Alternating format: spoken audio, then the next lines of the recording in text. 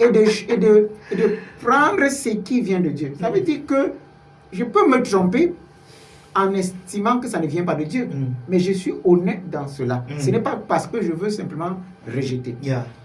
Ce que je dis là n'est pas pour créer la zizanie entre les hommes de Dieu et les fidèles. Mais c'est parce que je veux que les fidèles apprennent à grandir dans leur marche avec le Seigneur. Parce que d'ailleurs, permettez que je le dise, peut-être qu'on va arriver à cela. Un chrétien mature ne fera pas les débats sur le donné. Un chrétien adulte ne discute pas sur le donné. Ça doit être pour lui quelque chose de tellement naturel. Ça doit être quelque chose de... Vous savez, un chrétien mature, quand il est béni, la première chose qui vient dans sa pensée, pour qui est-ce que je peux être un sujet de bénédiction?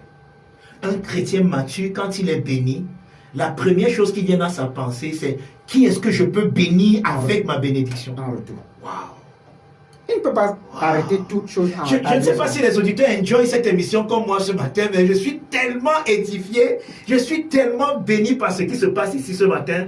Wow. Parce que la joie d'un chrétien, c'est d'être une bénédiction pour les autres.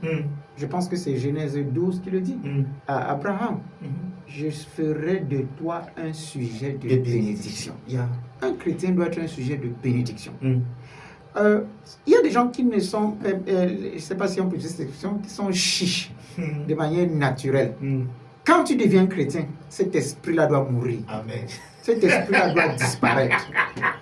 Malheureusement, on le voit à l'église, ceux qui veulent jouer au petit malin, mais ne sachant pas qu'ils sont en train de se détruire. J'ai rencontré un homme de Dieu à qui je veux rendre hommage. C'est un ami.